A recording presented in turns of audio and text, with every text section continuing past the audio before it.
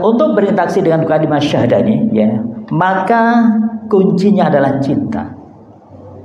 Kenapa? Karena dengan cinta ini akan menjadikan seluruh yang diwajibkan Allah itu bukan menjadi beban, tapi menjadi sebuah cinta.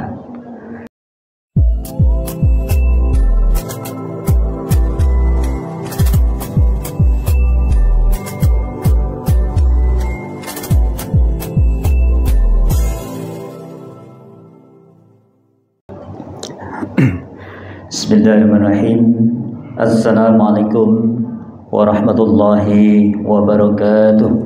Bapak Ibu yang Allah, pada kesempatan malam ini kita masih melanjutkan bab makna syahadah, yakni dengan satu bab marahil at-ta'aful at-tafa'ul bisyahadatain, yakni tahap-tahap interaksi dengan dua kalimat syahadah. Bapak Ibu yang Allah, yakni saat ini kita masih terkaitan dengan dua kalimat satu syahadatain, yang kita tahu persis bahwa dua kalimat syahadah itu adalah sebuah kesaksian, ya, bahwa tiada yang wajib diabdi dengan penuh cinta kecuali hanya Allah SWT saja. Jadi sekarang kita bicaranya tahapan interaksi dengan dua kalimat syahadah itu, maka kalimat kuncinya adalah cinta, kan, ya. Jadi lagi-lagi Bapak Ibu Allah, dua kalimat syahadah ini adalah sebuah kesaksian yang wajib kita abdi yang Allah itu dengan penuh cinta, yakni kecuali hanya kepada Allah SWT saja. Kemudian kesaksian kita pada Rasulullah SAW, Nabi Muhammad SAW itu merupakan Rasul Allah itu maka dua syahadah ini akan merupakan ruh yang melandasi keyakinan, pemikiran dan perbuatan orang-orang yang beriman. Jadi benar-benar di sini ada sebuah keyakinan, pemikiran, bahkan perbuatan orang beriman senantiasa didasari di atas dua tersebut, yang dua kalimat syahadah. Sehingga Bapak Ibu Allah, untuk merealisasikan kemukminan, keimanan kita, maka mesti kita berinteraksi dengan kandungan makna daripada kedua kalimat syahadah tersebut. Yang tentunya itu semua harus didasari dengan cinta dan keridhaan. Apa? Cinta dan keridhaan. Sehingga nanti akan menjadi siballah, yang akan menjadi karakter kita, ya, baik secara hati, akal maupun jasad kita. Bapak-Ibu yang Allah, maka tentunya berangkat dari ini, ya, kita harus pahami, kemarin sudah kita bahas mulai makna syahadah, ya, mulai aham itu syahadatain, kemudian makna syahadah, makna ilah dan seterusnya sampai dengan al-wal barong, gitu, ya, dua kalimat syahadah tersebut, kemudian bagaimana kesaksian kita dan seterusnya, gitu, ya. Maka lagi-lagi dua kalimat syahadah ini perlu dipelajari dan diketahui. Kenapa? Karena dua kalimat syahadah ini sebagai dasar bagi keseluruhan hidup manusia dan seluruh ajaran Islam. Jadi dua kalimat syahadah lagi-lagi, sehingga ungkapan Allah SWT bahwa syahadah adalah dasar seluruh ajaran Islam. Oleh karena itu diperlukan pengetahuan terhadap dua kalimat syahadah tersebut. Bapak Ibu yang Allah, ini banyak sekali yang ditegaskan Allah dalam surat Al-Imran misalnya, ayat ke-18 misalnya. A'udzubillahi minasyaitonirrajim. Ya, jadi bagaimana Allah tegaskan dalam kalimat ayat tersebut, ya, syahidallahu annahu la ilaha illallah wal malaikatu wa ulul ilmi qa'iman bil qisti la ilaha illallah wal azizul hakim. Jadi Allah menyatakan bahwa tiada Tuhan selain Dia. Jadi Allah yang menyatakan syahidallah, saksikan Allah, la annahu la ilaha, dan sesungguhnya aku adalah Tuhan yang tiada lain selain aku. Ya, kemudian para malaikat dan orang-orang berilmu itu menegaskan atau menegakkan keadilan dan mengatakan bahwa tiada Tuhan selain Allah, dan Dia Maha Perkasa lagi Maha Bijaksana. Artinya Bapak Ibu Allah, yang pertama Allah berikan satu penegasan bahwa sungguhnya Dialah Allah, itu Tuhan yang wajib kita sembah. Kemudian ditegaskan oleh para malaikat dan orang-orang yang berilmu. Siapa orang berilmu? Maka tentunya adalah para nabi, kemudian para syuhada, okay, para kiai, para ulama, itu semua adalah orang berilmu yang menegaskan bahwa tiada Tuhan selain Allah. Sehingga Bapak Ibu Allah, ini banyak sekali beberapa ayat yang menegaskan akan hal tersebut. Misal, okay, di dalam surat ke-37 ayat 35, ya, bahwa sesungguhnya mereka dahulu apabila dikatakan kepada mereka la ilaha illallah, tiada Tuhan selain Allah, mereka ada menyombongkan diri. Ya, ini orang-orang yang bodoh tadi. Sehingga lagi-lagi orang yang berilmu lah yang akan memberikan satu penegasan sesungguhnya hanyalah Allah, Tuhan kita semata. Dalam sebuah hadis ya Rasulullah juga mengungkapkan yakni mengenai bangunan Islam yang terdiri atas lima perkara ya. Bunyal Islam ala khamsin ya, kemarin telah kita bahas di kitab yang sebelumnya. Bunyal Islam ala khamsin, bahwa bangunan Islam dibangun atas lima perkara. Apa itu? Syahadu an la ilaha illallah wa anna Muhammadur Rasulullah, wa iqamis shalah, wa itaiz zakah, wa shaumi Ramadan, wa hajjil baiti man istata'a ilaihi sabila. Jadi memberikan satu penegasan bahwa yang pertama kali berikan satu pondasi atau kekuatan adalah dua kalimat syahadat. Waalaikumsalam. Sehingga Bapak Ibu yang dirahmati Allah, untuk berinteraksi dengan kalimat syahadat ini, ya, maka kuncinya adalah cinta. Kenapa? Karena dengan cinta ini akan menjadikan seluruh yang diwajibkan Allah itu bukan menjadi beban, tapi menjadi sebuah kecintaan. Begitu juga apa yang dilarang oleh Allah dan Rasulnya. Karena cinta kita itu tidak akan menjadi sesuatu yang terpaksa harus kita tinggalkan, tapi dengan penuh kecintaan kita akan tinggalkan hal tersebut. Ya, lagi ternyata syarat kita untuk bisa berinteraksi dengan benar dengan dua kalimat syahadat adalah cinta. Sehingga Bapak Ibu Allah, di dalam surat Al-Baqarah ayat 169 ya, ini diberikan satu penegasan dan orang-orang dan di antara manusia ada orang-orang yang menyembah tandingan-tandingan selain Allah. Ya, mereka mencintainya sebagaimana mereka mencintai Allah. Tetapi orang-orang yang beriman asyaddu hubbanillah. Jadi bedanya orang-orang kafir itu mereka yang menyembah tandingan-tandingan Allah, dia mencintai sebagaimana dia mencintai Tuhannya Allah. Tetapi orang beriman lagi-lagi asyaddu hubbanillah, dia amat sangat cintanya pada Allah SWT. Sehingga di situ berikan satu penegasan. Kemudian bahwa kekuatan dan kemuliaan Allah semuanya, dan bahwa Allah amat berat siksanya buat orang yang mencintai selain Allah. Begitu juga di dalam surat ke-8 ya, surat Al-Anfal ayat kedua ya, Allah juga memberikan satu penegasan, billahi minasyaitonir rajim ya, innamal mu'minuna alladzina idza dzikrallahu wajilat qulubuhum wa idza tuliyat 'alaihim zadatul iman wa ala rabbihim yatafakkarun. Sesungguhnya orang yang beriman itu adalah mereka yang apabila disebut asma Allah maka gemetarlah hatinya, dan apabila dibacakan ayat Allah maka mereka bertambah keimanannya. Jadi subhanallah ya, lagi-lagi Allah kepada mereka lah mereka bertawakal. Sebuah hadis Rasulullah juga memberikan satu penegasan bahwa sikap kecintaan mukmin terhadap Rasul lebih dari mencintai ibu bapak dan anak-anak mereka.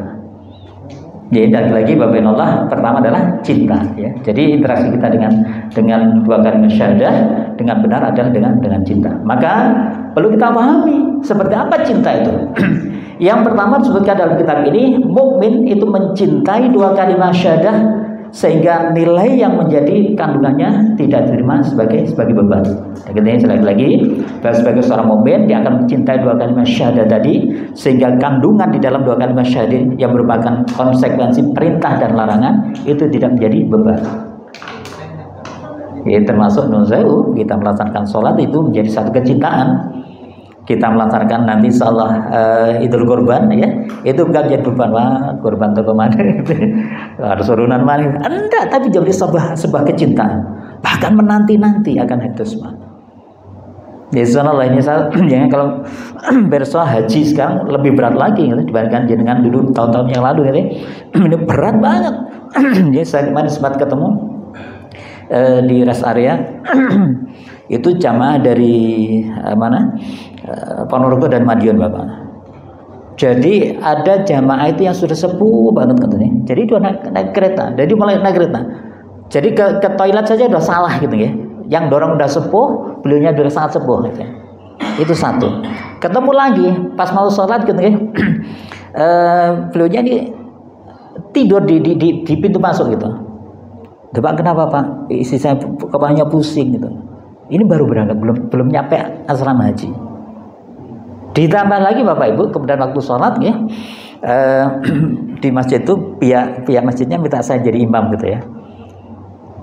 Ini lagi-lagi ilmu Bapak. Dan ternyata yang terjadi apa gitu ya? Tidak semua ikut jamaah. Dia lebih gerombol sendiri, salat jadi dengan jamaah. Waduh, gimana tuh ini? Ini contohnya, contoh. Ini baru berangkat ya, ini baru berangkat udah hal itu. Yang itu lagi-lagi berat, dan manakala itu semua didasarkan keimanan maka menjadi sebuah kecintaan dan bukan menjadi beban. Ya, subhanallah ya, sehingga ada jamaah dari Malang kalau nggak salah ya. Usianya tadi masuk di TV ya, 94 usianya. Tapi penuh semangat luar biasa. Tapi memang pasti relatif fresh itu ya. Ya, lagi-lagi Bapak Allah, itulah yang menjadi ciri khas ya. Saat kita menjadi orang beriman dan ingin mengimplementasikan atau mewujudkan kedua kalimat syahadah itu, maka kita menjadikan seluruh apa yang menjadi perintah dua kalimat syahadah itu menjadi sebuah kecintaan, bukan jadi satu beban. Ya baik, itu yang pertama. Kemudian yang kedua, ternyata cinta itu akan tumbuh dari kecintaan kita kepada Allah SWT dan Rasulnya. Itu teramat sangat besar cintanya terhadap sembahan selain Allah gitu ya. Jadi lagi-lagi cinta itu akan tumbuh dengan kecintaan kita pada Allah dan Rasulnya, sehingga sampai ada satu penyair gitu ya, saking cintanya sama Rasulullah itu gunakan kalimat ya Allah Muhammadkan aku ya Allah. Jadi dia pengen meng-copy paste ya kehidupan Rasulullah menjadi dirinya, walaupun itu berat gitu ya. Tetapi begitu cintanya sama dia. Ya, sehingga di antara kecintaan itu, Masya Allah, Bapak Ibu yang dirahmati Allah, ya ini bagaimana kita senantiasa menjalankan apa yang diperintahkan dan disunahkan sunnah Rasulullah. Di antaranya mungkin kemarin setelah kita bahas di Masjid Baitul Salam gitu ya. Ya ini betapa Rasulullah perintahkan pada kita ya, barang siapa yang mengucapkan kalimat Alhamdulillah itu menjadi pemberat timbangan kebaikan. Dan barang siapa mengucapkan kalimat Subhanallah walhamdulillah itu mengisi ruangan antara langit dan bumi. Gitu ya. Kemudian sampai para ulama atau Rasulullah memberikan satu penegasan 4 kalimat. Ya, Subhanallah, alhamdulillah, wala ilaha illallah, Allahu akbar. Disebutkan barang siapa yang mengucapkan kalimat salah satunya Subhanallah dan misalnya alhamdulillah saja, itu dia akan mendapatkan 20 kebaikan dan akan dihapus 20 kejelekan. Nunzayu, bahasanya itu 20 kebaikan dan 20 kejelekan. Artinya bukan mendapatkan 20 pahala kemudian dihapus 20 dosa, bukan. Ini menunjukkan bahwasanya selain mendapatkan pahala dan dosa, pahala dan menghapus dosa tadi, itu juga akan menghilangkan sifat-sifat buruk kita. Artinya Nunzayu, kalau jenengan punya perilaku yang sulit dihilangkan keburukan itu, maka salah satu caranya adalah bagaimana memperbanyak membaca Subhanallah, alhamdulillah, wala ilaha illallah, Allahu akbar. Yaitu satu kalimat, gini ya. Baik, itu menandakan bahwa itu kecintaan kita pada Rasulullah ya. Kemudian yang ketiga, di dalam kitab ini juga disebutkan bahwa cinta itu dilengkapi dengan cinta kepada Rasulullah yang menjadi pendamping ya, pembimbing utama menuju kecintaan Allah SWT. Dan cinta kepada Islam sebagai syarat yang mendapat kecintaan Allah SWT. Artinya cintanya Allah nanti akan kita dapatkan manakala kita mencintai Allah dan mencintai Rasulullah dan mencintai Islam. Ya, itu yang kedua. Yang ketiga disebutkan di sini bahwa sikap kecintaan seorang mukmin yang teramat sangat kepada Allah SWT adalah ciri dan kecintaannya kepada Rasul dan Islam.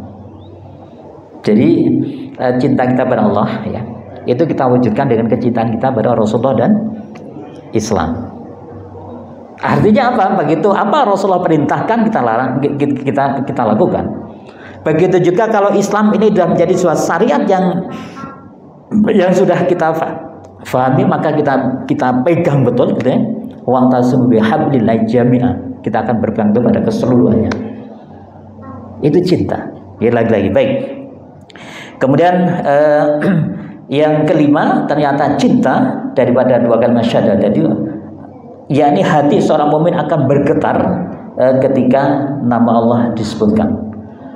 Ya, itu disebabkan karena cintanya pada Allah Subhanahu wa taala. Monggo ini kita latih nih diri kita, karena itu juga sulit ya. Tapi insya Allah kita bisa ya. Ya, dengan cara apa? Saya sampaikan, monggo jenengan cari aja amalan apa ya, atau kalimat apa yang jenengan suka betul itu menjadi satu bentuk kemesraan kita dengan Allah. Satu saja nggak, misalnya istighfar saja, astagfirullahaladzim, astagfirullahaladzim, oke, tidak apa-apa. Ya, atau jangan memuji Allah dengan subhanallah, subhanallah, subhanallah, itu boleh, it's okay.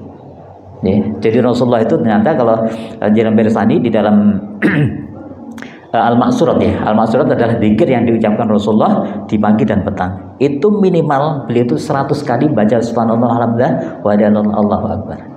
Minimal 100 kali pagi dan petang. Berarti ditambah dengan habis setiap sholat itu baca subhanallah, alhamdulillah, Allahu akbar masing-masing 33 kali ya. Kali 3 berarti kali 5 itu berarti 165 gitu ya. Plus dan sebagainya. Ini subhanallah. Itu Rasulullah. Apa lagi kita? Bagaimana itu kecintaan kita pada Allah kita wujudkan dengan satu amalan tersebut. Baik. Bapak Ibu Allah, sehingga kalaupun kita sudah memiliki kecintaan seperti tadi, yang tidak akan menjadikan bahwa sesungguhnya perintah Allah itu adalah sebuah beban, tetapi sebuah kenikmatan, yang tidak akan menjadikan bahwa larangan Allah dan Rasulnya itu bukan sebuah keterpaksaan, tetapi menjadi sebuah kecintaan, maka akan munculnya namanya ar-ridha. Akan muncul namanya ar-ridha. Dengan satu catatan, jadi mafhum mukhalafahnya, nggak mungkin ada keridhaan kalau nggak ada cinta. Ya, sederhananya nggak mungkin ada peridho kalau tidak ada kecintaan. Samalah dengan istri atau pasangan kita, ya, dengan putra putri kita, dengan siap dengan apapun lah. Kita tidak akan pernah ridho kalau kita tidak ada cinta. Bapak Ibu yang Allah, maka di sini disebutkan dalam kitab ini ada 2 hal yang kita perhatikan yang nantinya itu menjadi keridhaan kita pada tiga hal. Yakni yang pertama, ridho adalah satu kerelaan diri kita untuk menerima seluruh ketentuan Allah atau programnya Allah sepenuhnya gitu ya. Jadi ridho hanya dapat lahir dari cinta yang sebenarnya. Lagi-lagi ridho hanya bisa lahir dari cinta yang sebenarnya. Kemudian ridho hanya dapat lahir dari cinta yang sebenarnya tadi, yakni fenomena ridho adalah kelezatan iman di dalam dada. Jadi Bapak Ibu Allah ya, jadi mungkin kemarin juga sempat kita bahas ya di Baitul Salam lagi-lagi ya. Jadi ternyata ada sebuah hadis Rasul mengingatkan kepada kita, ternyata sholat itu akan memohon pada Allah ya untuk mendoakan kita, itu sholat. Kapan? Ya manakala ya bahasanya barang siapa yang menyempurnakan wudhu, kemudian menyempurnakan sholat dan menyempurnakan rukuk, sujud dan bacaan dalam sholat, maka sholat itu akan memohon pada Allah. Jadi sholat itu akan menjadi sebuah makhluk yang akan memohon pada Allah, ya Allah jagalah dia supaya dia menjaga diriku dengan penuh kesempurnaan. Sehingga di hadis yang lain kita semua tahu bahwa nanti sholat itu kalau benar-benar kita jaga, dia akan menjaga kita di alam barzah untuk melayani kita dan sebagainya, termasuk Al-Quran dan sebagainya. Ya ini lagi-lagi Bapak Allah, itu hanya bisa kita dapatkan keridhaan itu jika kita punya cinta pada sholat, kalau kita bicara sholat dan sebagainya. Baik, Bapak Ibu yang Allah, kemudian disebutkan pula dalam kitab ini ridho itu akan terwujud dalam 3 bentuk ya, yakni ridho kepada Allah sebagai Rabb, kemudian ridho pada Islam sebagai aturan hidup, dan ridho pada Rasulullah sebagai pemimpin dan tauladan kehidupan kita. Itu 3. Jadi coba kita perhatikan. Yang pertama yakni keridhaan kita kepada Allah Subhanahu sebagai Rabb, sebagai Tuhan. Jadi keridhaan kita kepada Allah adalah menjadikan kehendak dan kemauan pribadi kita ya, rela gitu ya, rela Allah SWT sebagai pengatur, pembimbing dan pendidik yang senantiasa mencintai, melindungi dan menyayangi diri kita. Sama lagi, jadi keridhaan ini kita wujudkan bahwa ridho pada Allah itu adalah menjadikan kehendak dan kemauan pribadi kita itu kita serahkan pada Allah, dan kerelaan Allah untuk sebagai pengatur, kemudian pembimbing dan pendidik yang senantiasa mencintai, melindungi dan menyayangi diri kita. Jadi artinya Bapak Ibu, berarti kalaupun Allah perintahkan kita apapun lah gitu ya kita laksanakan. Ya, Allah perintahkan kita untuk senantiasa menyayangi pasangan kita, ya kita lakukan. Allah perintahkan kita untuk birrul walidain, ya kita lakukan. Ya, Allah perintahkan untuk mendidik putra putri kita menjadi putra yang soleh dan solehah, ya kita lakukan. Allah mengingatkan kita, hendaklah kalian takut meninggalkan generasi yang lemah, ya kita lakukan. Ya, ini semua satu bentuk bahwasanya betapa keriduan kita pada Allah sebagai Rabb, ya, sebagai pengatur akan kehidupan kita. Karena itu seluruh aktivitas kehidupan kita akan ditujukan hanya untuk mencari keriduan Allah Subhanahu wa taala saja. Bapak Ibu yang dirahmati Allah, kemudian disebutkan pula dalam kitab ini bahwa arti ridho kepada Allah SWT adalah menjadikan kemauan Allah itu sebagai kemauan kita sendiri. Saya ulang lagi. Jadi menjadikan kemauan Allah SWT sebagai kemauan kita sendiri, atau tidak menghendaki apapun selain yang dihendaki Allah terhadap diri kita. Ini penting buat kita cermati dengan seksama, ya. Sehingga orang mukmin itu senantiasa mencari ridha Allah dalam berjihad, meskipun mesti mengorbankan seluruh dirinya. Apalagi hanya sedang mengorbankan beberapa juta gitu, ya, atau sekian persen kepemilikan kita. Sehingga Bapak Allah, ini juga ditegaskan Allah di dalam surat Al-Baqarah misalnya, ya, ayat ke-207, ya. A'udzubillahi minasyaitonirrajim. Wa minan nasi, ya, wa minan nasi may yashru nafsahu tigha'a mardatillah wallahu raufun bil ibad. Dan di antara manusia ada orang yang mengorbankan dirinya untuk mencari keridhaan Allah, dan Allah Maha Penyantun lagi kepada hamba-hambanya. Insyaallah, ya. Jadi lagi-lagi ditegaskan Allah ada orang-orang yang senantiasa mengorbankan dirinya untuk mencari keridhaan Allah, ya, sedapat mungkin gitu, ya, untuk bisa melakukan hal itu semua. Kemudian disebutkan pula di ayat yang lain, misalnya ayat ke-76 misalnya, ayat ke-30, ya, dan kamu tidak mampu menempuh jalan itu kecuali bila dikehendaki Allah. Artinya kita menyadari betul bahwasanya apa yang kita lakukan itu semua adalah karena Allah. La haula wala quwwata illa billah. Jadi sehingga Rasulullah berikan satu penegasan, barang siapa yang mengucapkan kalimat la haula wala quwwata illa billah ini, maka dia menampung kebaikan di surga. Nah, saya menampung kebaikan di surga, ini bayangkan, ya. Sehingga ini akan bisa kita ambil dengan cara kita masuk surga, baru bisa ngambil tabungan kita. Kalau jenengan sudah masuk surga, mau keluar lagi nggak mungkin mau, gitu. Ini contohnya betapa Rasulullah memberikan satu hal yang luar biasa buat kita semua. Sesungguhnya Allah adalah Maha mengetahui lagi Maha bijaksana. Baik, Bapak Ibu yang Allah, kemudian banyak sekali, ya, termasuk hadis yang diriwayatkan oleh Ibnu Mardawi, dia meriwayatkan dari Utsman An-Nahdi, ya. Yakni Rasulullah SAW bersabda, maka kaum Quraisy berkata kepadaku, hai Suhaib, gitu, ya, dahulu kamu datang kepada ini contohnya, ini satu kisah, ya, satu kisah betapa kecintaan dia pada Allah itu melebihi kecintaan pada yang lain. Jadi ada seorang sahabat namanya Suhaib, dia mau hijrah dari kota Madinah ke kota Mekah ke kota Madinah, kemudian langsung dihadang oleh orang-orang kafir Quraisy.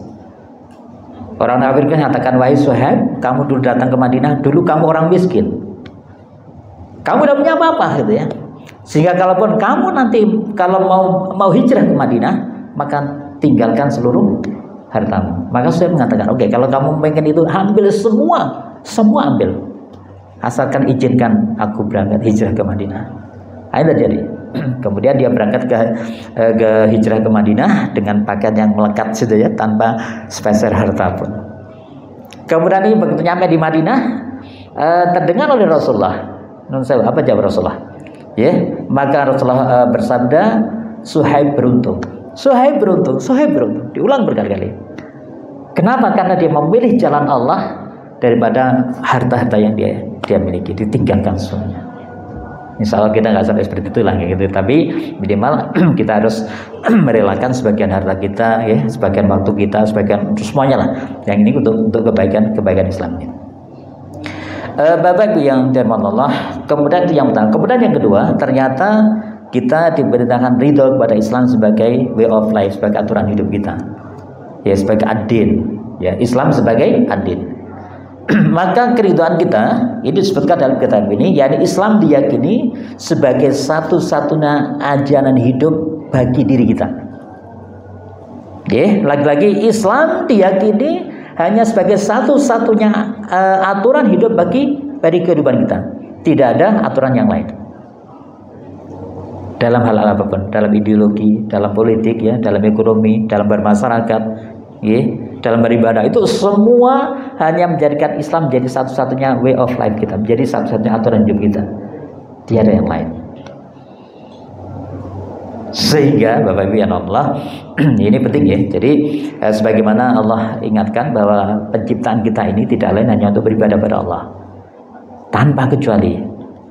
Qul inna sholati wa nusuki wa mahyaya wa mamati lillahi. Katakanlah salatku hidupku, salatku ibadahku, bahkan hidup dan matiku itu lillahi rabbil alamin. Artinya seluruh kehidupan kita ini untuk beribadah pada Allah. Pertanyaannya, gimana caranya? Kalau sholat jelas, gitu ya. Kalau sholat gampang, ya kita sholat, melaksanakan sholat sesuai dengan aturan Rasulullah, dengan niat kata sudah selesai. Ya. Tetapi yang lainnya, misal kita saat kita bercengkerama dengan istri kita, saat kita bekerja, saat kita tidur, saat kita makan dan sebagainya. Ya, ini penting sekali. Ya, itu semua akan bernilai ibadah jika kita penuhi syarat-syaratnya. Ya, yang pertama, saat kita bicara ibadah Allah, ibadah ritual, sholat, puasa, zakat, termasuk haji. Jadi minimal 3 syarat harus kita penuhi. Yang pertama, karena Allah. Yang kedua, masyru'iyah, ada syariatnya.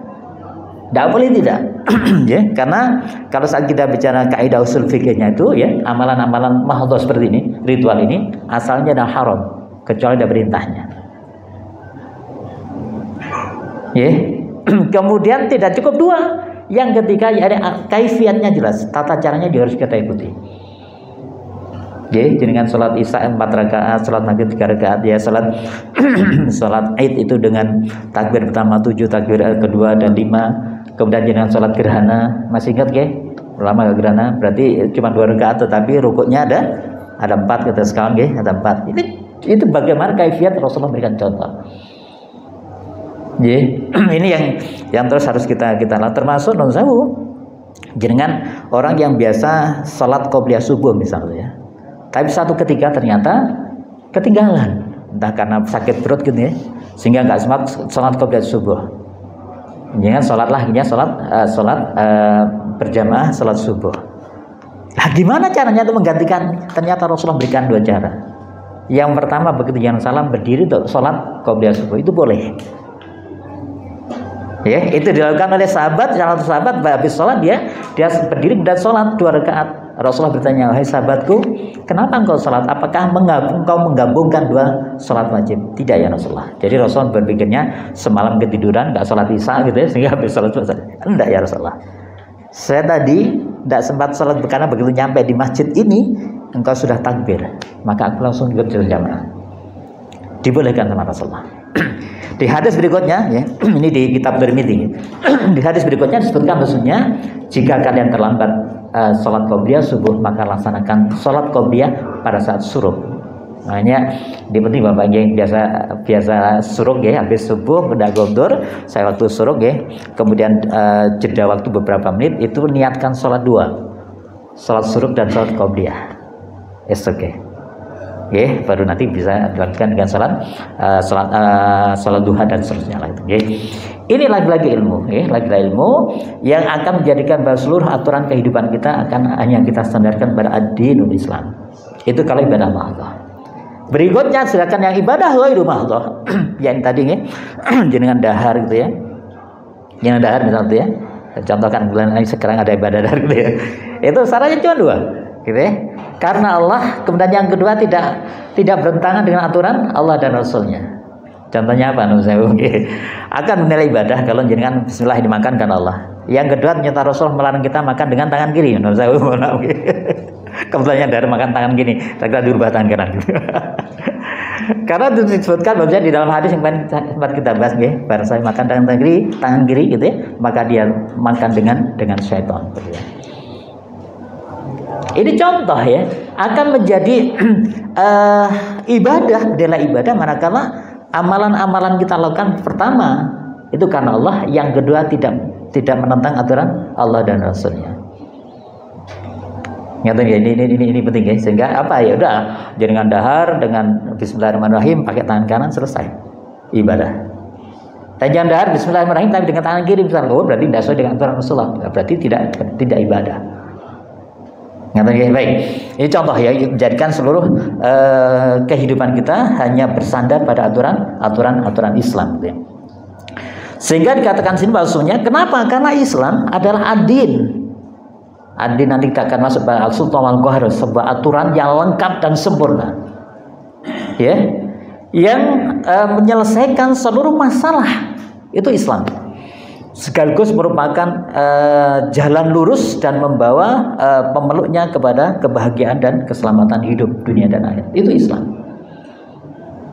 Sehingga menurut saya ini perlu kita benar-benar tekankan yang kita lakukan ini. Kalau ibadah mahdhah sesuai enggak dengan aturan, ada enggak perintah dalam Islam? Yang ibadah ghairu mahdhah, yang ibadah non ritual, muamalah dan sebagainya, kira-kira yang saya lakukan ini bertentangan enggak dengan aturan Allah dan Rasulnya? Karena kaidahnya beda Bapak ya. Kalau yang pertama tadi kaidahnya kalau ibadah mahdhah, ibadah ritual adalah asalnya haram kecuali dalam perintah. Tetapi kalau ibadah yang non ritual tadi itu asalnya adalah mubah, boleh kecuali ada larangan.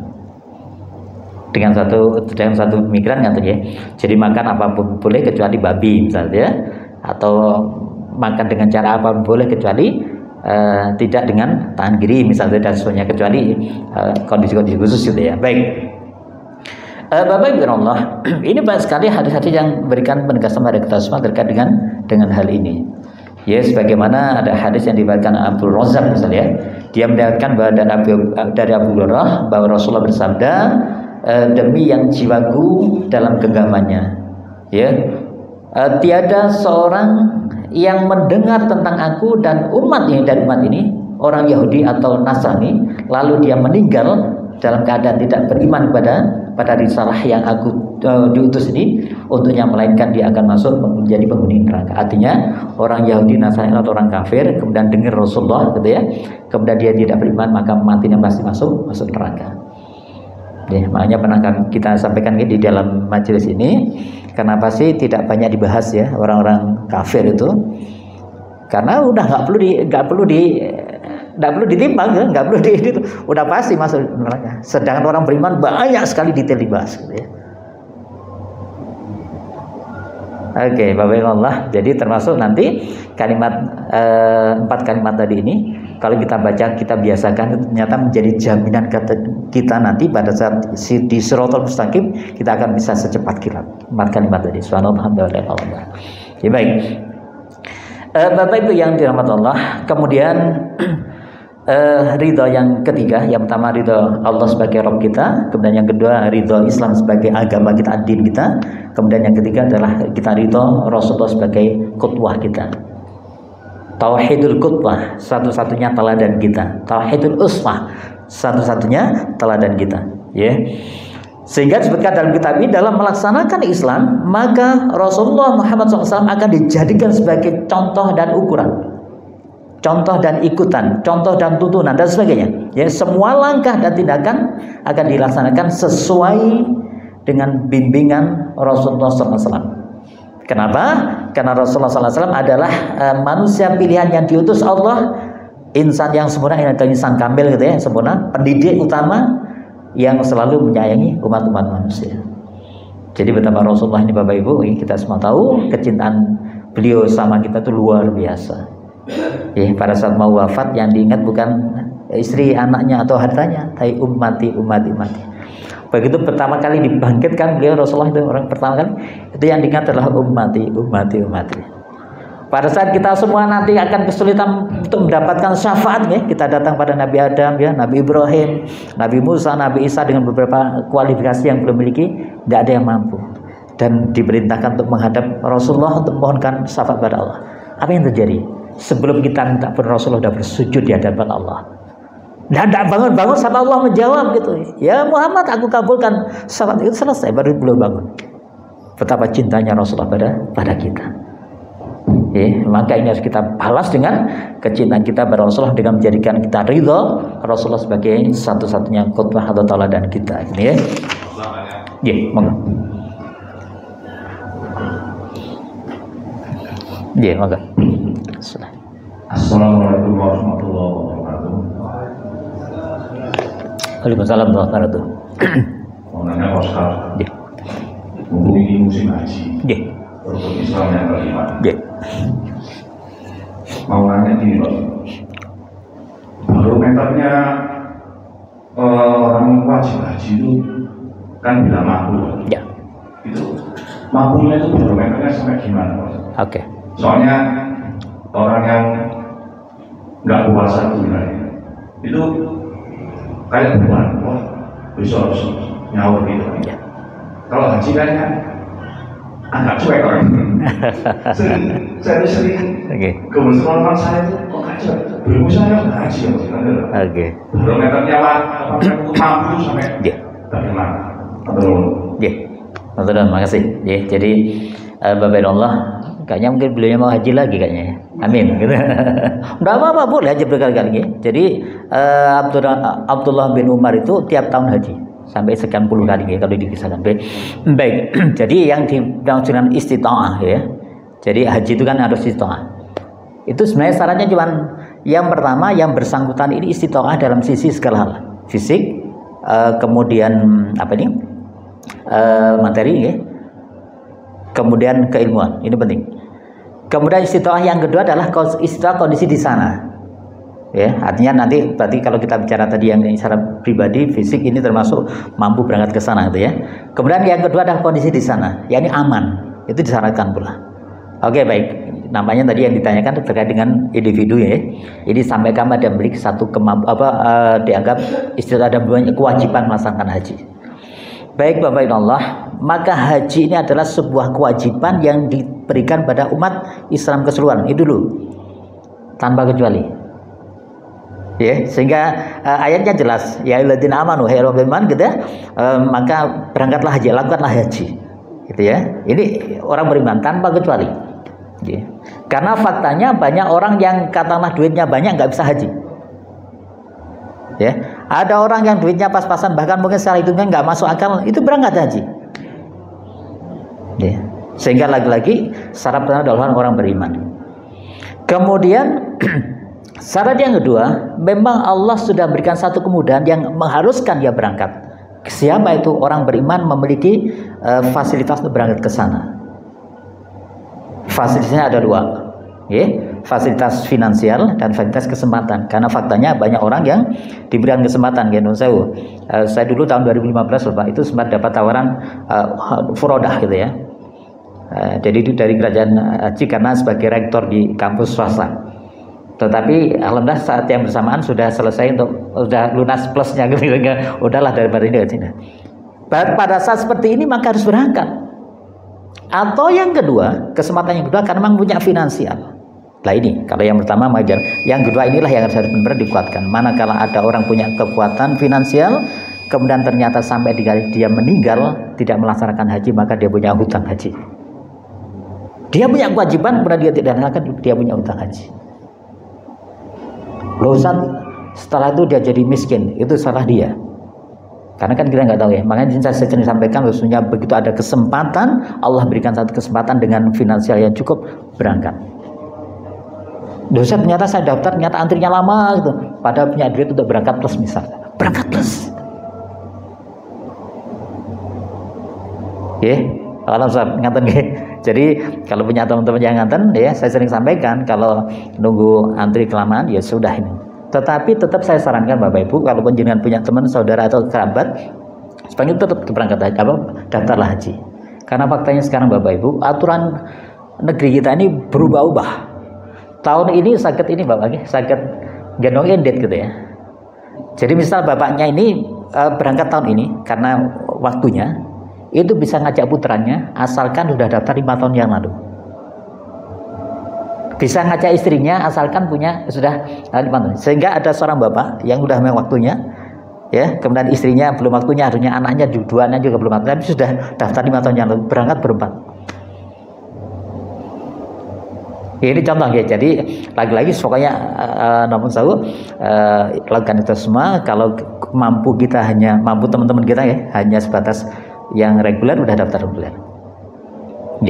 Kalaupun tidak mampu ya maafkan. Kalau mampu yang plus daftar plus dan seterusnya lah itu. Ngaten nggih? Insyaallah. Baik.